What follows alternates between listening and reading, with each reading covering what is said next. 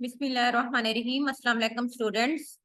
PMF का OTT का lecture हम लोग स्टार्ट करने लगे हैं। आज का हमारा टॉपिक है practical training for different departments. Means के कौन कौन से डिपार्टमेंट हैं जहां पे आपने प्रैक्टिकल जाके ट्रेनिंग करनी है, जहां पे आपने काम करना है। तो फर्स्ट इसके अंदर हम देखते हैं सबसे पहले जनरल सर्जरी। ठीक है, जनरल सर्जरी के डिपार्टमेंट में आपको उसमें तमाम ट्रेनिंग दी जाएगी, आपको सारी चीजों का पता होना चाहिए। सेकंड है मैनर सर्जरी। मैनर थोड़ी सी अगर सर्जरी करें, फॉर एग्जांपल जिस तरह से मैनर किसी उंगली पे कट लग जाता है, या ठीक है आप कोई भी मैनर सर्जरी वगैरह करते हैं। देन इमरजेंसी के डिपार्टमेंट के अंदर आपको ट्रेनिंग दी जाएगी। उसके बाद है ऑब्स्ट्रिक्स एंड गायनोकोलॉजी, मीन के गायनोकोलॉजी वगैरह के अंदर। ठीक है, देन है ईएनटी, मीन्स की आईज नोज एंड थ्रोट वगैरह का। ठीक है, इसमें जो होता है एंड या हम उसको ऑप्थाल्मोलॉजी वगैरह भी कहते हैं, मीन्स के आई से रिलेटेड जितना भी प्रॉब्लम्स होगी। उसके बाद है ऑर्थोपेडिक्स, मीन के हमारे ज्वाइंट से, हमारी बोन्स, हमारी हड्डियों वगैरह से रिलेटेड जो फील्ड होती है उसको हम ऑर्थोपेडिक्स कहते हैं। देन हमारे पास एनेस्थीसिया, एनेस्थाइज किया जाता है पेशेंट को सर्जरी से पहले। आईसीयू हमें पता है कि intensive care units. And then हमारे पास है सब स्पेशलिस्ट, मुख्तलिफ सब स्पेशलिस्ट वगैरह होते हैं, मुख्तलिफ लोग, यहाँ पे आपको ट्रेनिंग दी जाएगी। देन हमारे पास है identification of instrument and preparation of the trolley. सबसे पहले आपको किस शोबे के अंदर जाके, किस फील्ड के अंदर जाके आपने इंस्ट्रूमेंट को आइडेंटिफाई करना है, एंड देन आपने उसकी ट्रॉलीज को किस तरह से प्रिपेयर करना है। So we discuss. सबसे पहले इमरजेंसी में अगर आप जाते हैं तो आपने वहां से क्या करना है। इमरजेंसी के लिए ऑपरेशन ट्रॉली आपने किस तरह से रेडी करनी है। सबसे पहले है कि laparotomy set. Laparotomy set means जो हमारे जो है ना स्टमक या हमारे एब्डोमेन से रिलेटेड जितना भी इमरजेंसी वगैरह होती है, ठीक है, उसके लिए आपने जो सेट करनी है ट्राली, उसको हम लेप्रोटोमी कहते हैं। देन हमारे पास है थोरेक्सोटोमी, मीन्स कि हमारी ब्रेस्ट से रिलेटेड, हमारी छाती से रिलेटेड जो उसकी ट्रॉली आपने प्रिपेयर करनी है उसको हम थोरेक्टोमी सेट कहते हैं।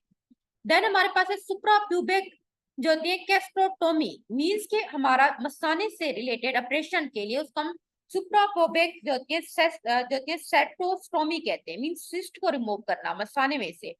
तो उसके लिए आपने ट्रॉली बनानी है। देन आपने चेस्ट इंट्यूब्यूशन, चेस्ट के अंदर आपने ट्यूब्स हमने अगर कोई इंसर्ट करनी है तो उसके लिए आपने ट्रॉली को किस तरह से प्रिपेयर करना है।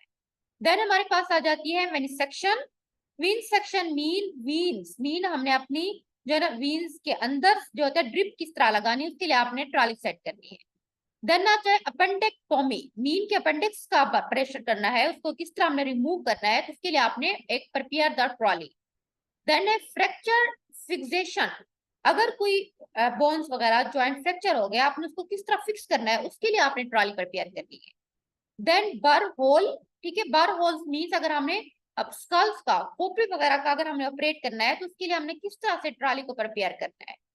देन हमारे पास है वॉन्ड डिब्रेडमेंट, मीन अगर कोई जख्म वगैरह है, ठीक है, उसको हमने नीट करना है, उसको हमने क्लीन करना है, जख्म को वॉश करने के लिए आपने ट्रॉली को बनाना है।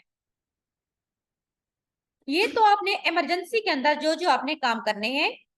उसके बाद हमारे पास है इलेक्टिव। ठीक है, इलेक्टिव सर्जरी के लिए आपने कौन कौन सी ट्रॉलीज देनी है।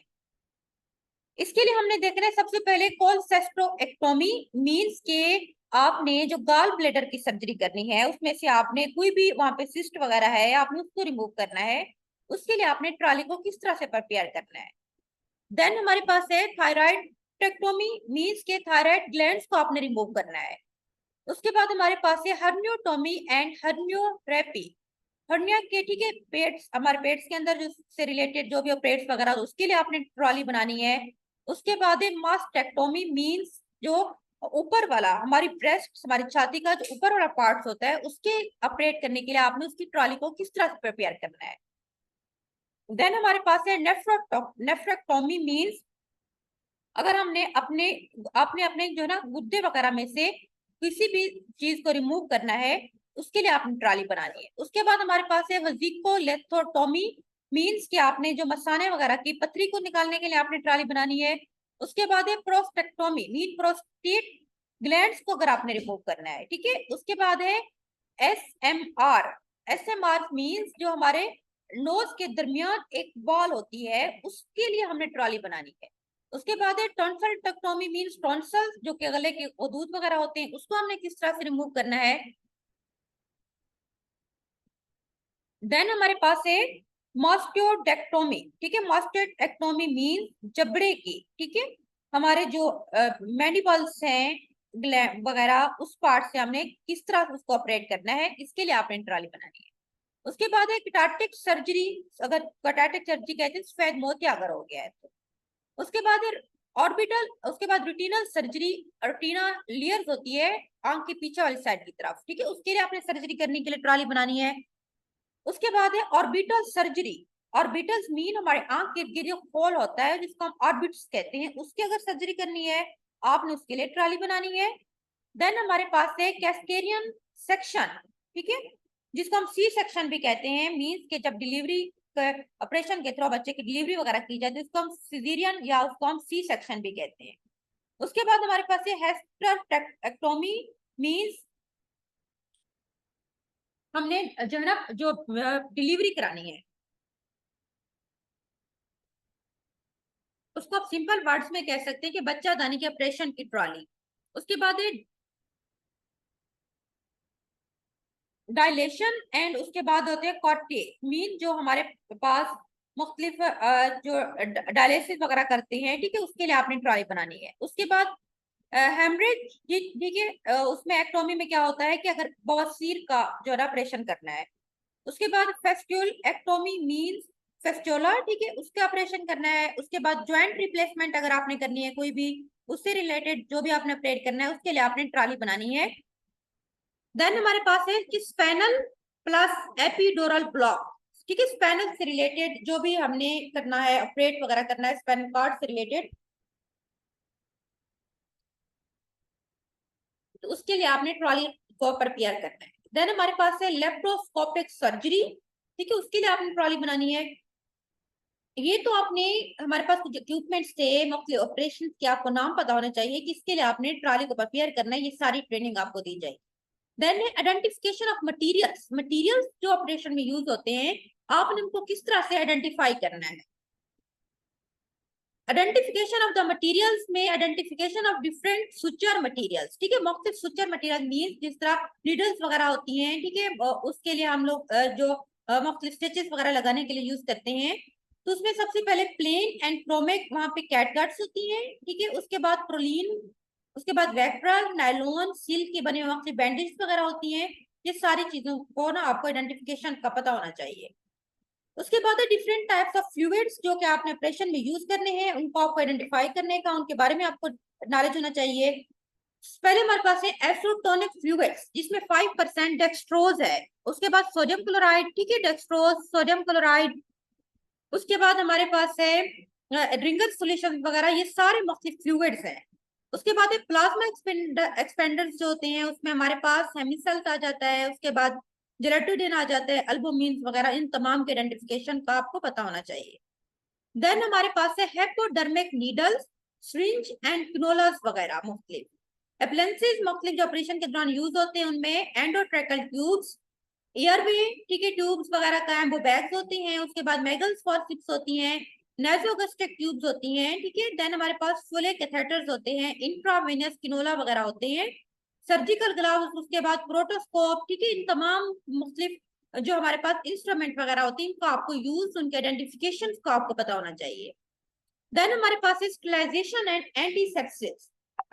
Sterilisation means to kill the microorganism completely, हमने किल करना है। एंटीसेप्सिस मींस कि वहां से हमने जर्म वगैरह को रिमूव करना है। इसमें हमने क्या करना है कि identification plus use of different antiseptic solution, for example Pyodine, citrate, उसके बाद हमारे पास सेडेक्स, या उसके बाद हमारे पास होता है सेवलोन वगैरह, ये आपको उनके नाम पता होना चाहिए कि आपने किस तरह से उनको यूज करना है। देन हमारे पास है basic handling of machine and instrument, कौन कौन सी मशीन है जो आपने यूज करनी है ऑपरेशन थिएटर के अंदर जिनकी बेसिक हैंडलिंग का आपको पता होना चाहिए।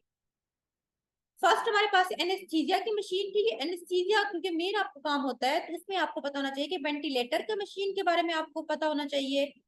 देन हमारे पास है सक्शन मशीन जिसमें सक करते हैं मुख्तलिफ फ्लूइड्स वगैरह को।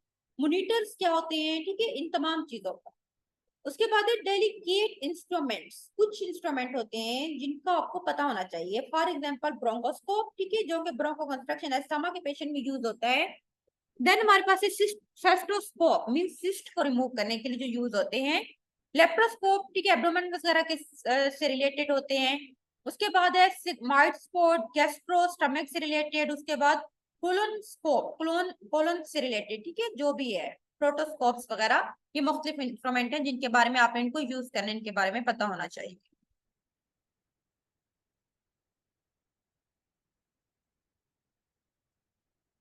नेक्स्ट हमारे पास है एनेस्थीसिया में इस्तेमाल होने वाली gases. Gases use anaesthesia. Anaesthesia में जो मोस्टली गैसेस यूज होती है उनमें सबसे पहले जो है ना ऑक्सीजन है। ऑक्सीजन क्या है? इसेंशियल गैस जो कि एनेस्थीसिया में यूज होती है, इट इज ऑक्सीजन। ऑक्सीजन की अगर हम प्रॉपर्टीज की बात करते हैं, इट इज टेस्टलेस, उसका कोई टेस्ट नहीं होता, कलरलेस होती है, एंड देन ऑडरलेस, मीन कोई स्मेल नहीं होती। स्टोर इन सिलेंडर, जो कि सिलेंडर में स्टोर होती है। If the oxygen consumptions are more than 150,000 litre per week, ठीक है, अगर तो किसी जगह पे एनेस्थीसिया सेंटर्स में 150,000 लीटर पर वीक से ज्यादा कंजप्शन हो रही है, उसके बाद pipe oxygen is use from the bank of oxygen cylinder से, तो पाइप्स वहां पे लगाने चाहिए। एंश्योर ए कंटिन्यूअस सप्लाई और लिक्विड ऑक्सीजन कंटिन्यूअस सप्लाई हो ताकि कोई प्रॉब्लम ना क्रिएट हो। इसको सिलेंडर में स्टोर करते हैं जिसका प्रेशर जो है ना 137 बार तक सेट किया जाता है। Oxygen concentration are useful both in hospital and in long-term demonstrable oxygen therapy. When oxygen is produced from ambient air, ठीक है, ambient ears, मीन्स के हॉस्पिटल के अंदर भी जहाँ पे ऑक्सीजन लोग हैं, घरों के अंदर भी जो पेशेंट जो कि ऑक्सीजन के ऊपर होते हैं, आर्टिफिशियल ऑक्सीजन के ऊपर, तो उनके लिए ऑक्सीजन के सिलेंडर का होना जरूरी है। उसके बाद एक it is use as a usages क्या है? It is use as essential carrier gas during general anaesthesia. Anaesthesia के दौरान वहां पे जिस गैस की सबसे ज्यादा जरूरत होती है वो हमारे पास ऑक्सीजन गैस है। उसके बाद oxygen given as a supplementation in aged and in high risk patient. Aged patient होते हैं जो वो हाई रिस्क वगैरह के ऊपर होते हैं, ठीक है, उन तमाम पेशेंट्स के लिए हम लोग ना ऑक्सीजन को एज ए सप्लीमेंट के तौर पर भी देते हैं। During oxygen therapy humidified oxygen is given, ऐसे ऑक्सीजन जो ह्यूमिफाइड फॉर्म को दी जाती है। उसके बाद हमारे पास है नाइट्रस ऑक्साइड, के पहले गैस ऑक्सीजन थी, दूसरी है nitrous oxide N2O cylinder. Nitrous oxide cylinder supply also be wash during use, ठीक है, एनेस्थीसिया वगैरह के दौरान इसको भी हमने इसको रेडी रखना होता है। आप लोगों ने इसके बारे में भी आपको पता होना चाहिए। The oxygen cylinder supply should be carefully wash during use, ठीक है, ऑक्सीजन सिलेंडर की सप्लाई को हमने क्या करना है? केयरफुली तौर पर आपने उसको देखना है यूज के दौरान। Cylinder is change before it empty completely, आपका काम है कि आपने उसको चेक करना है, अगर मुकम्मल तौर पर वो रिमूव हो गया है तो आपने उसको चेंज कर देना है। Duration of use of oxygen cylinder depend upon the flow of oxygen and the type of cylinder use. आपने सिलेंडर को कितना ड्यूरेशन के लिए होता है, किस टाइप का सिलेंडर है, आपने उसको कितना यूज करना है, इन तमाम चीजों पे डिपेंड करता है। ऑक्सीजन हम किस लिए यूज करते हैं? कि फॉर टेस्टिंग के लिए, फ्लशिंग द सर्किट्स मुख्तलिफ इसके लिए यूज करते हैं। Flow to be use during anaesthesia should be taken in account, हमें पता होना चाहिए कि हमने किस दौरान इसको कितना यूज करना है। And while estimating how long a particular type of oxygen cylinder will last, हमें इस बारे में पता होना चाहिए कि एक जो खास किस्म का हम ऑक्सीजन का सिलेंडर यूज कर रहे हैं ना, वो कितना टाइम तक यूज हो सकता है। And then reserve should always available, हमेशा आपने उसका स्टॉक रखना है, आपके पास अल्टरनेटिव होने चाहिए। Various types and capacity of oxygen cylinder available, ठीक है, हमारे पास होती है मुख्तलिफ टाइप्स की ऑक्सीजन सिलेंडर बैंक होते हैं जिसमें मुख्तलिफ टाइप्स के ऑक्सीजन वगैरह होते हैं, ठीक है, मुख्तलिफ कॉन्स्टेंट उनका वेट होता है, उनपे हाई प्रेशर वगैरह होते हैं, ये तमाम चीजें उनके साथ होती है। नाइट्रिक ऑक्साइड क्या है? कि ये एक एनेस्थेटिक गैस है। पहले हमने ऑक्सीजन के बारे में पढ़ा था, सेकंड हमारे पास है नाइट्रिक ऑक्साइड। नाइट्रिक ऑक्साइड ये हमारे पास क्या है? कि एनेस्थेटिक गैस है। It is store in cylinder as a liquid pressure of 50 bar and colour coding is blue. Nitric oxide का कलर ब्लू होता है, ठीक है, इसको हम जिस सिलेंडर के अंदर हम इसको रखते हैं, स्टोर करते हैं, उसका प्रेशर 50 बार तक होना चाहिए। इंपॉर्टेंट प्रॉपर्टीज इसकी क्या है? It is a good analgesic, इसका जो analgesic means as a effect होता है, एनाल्जेसिक कहते हैं पेन को रिलीव करने के लिए यूज होते हैं, बट लेकिन इनका एनेस्थेटिक इफेक्ट कम है सही, लेकिन थोड़ा कम है।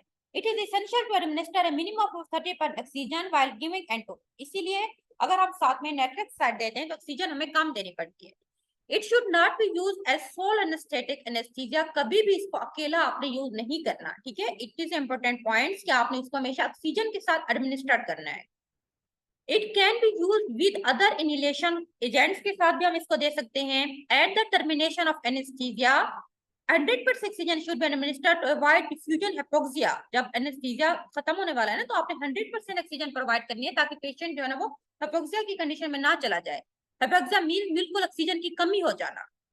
It should not be use where chances of air ambulance exist, जहां पे ये होता है कि हवा का ब्लॉक हो जाए, हवा वगैरह चांसेस होने के, ब्रस्ट होने के चांसेस होते हैं, हवा के बह जाने के, हवा वहां पे रुक जाने के चांसेस हो, तो वहां पे नहीं यूज करनी चाहिए। In the presence of air in closed cavities is it diffuse and expand in volume 3 to 4 times the original volume, ठीक है। जो बिल्कुल क्लोज कैविटीज होती है वहां पे इसकी डिफ्यूजन रेट जो है ना वो क्या होती है, ज्यादा होती है as compare to original volume की निस्बत 3 to 4 टाइम। तो ये हमने गैसेस डिस्कस की थी। उसके बाद मुख्तलिफ एरिया, मुख्तलिफ इंस्ट्रूमेंट, ट्रॉलीज आपने किस तरह से प्रिपेयर करनी है। फिर नेक्स्ट हमारे पास आज का लेक्चर में इधर एंड करियो, नेक्स्ट हम डिस्कस करेंगे। अल्लाह हाफिज।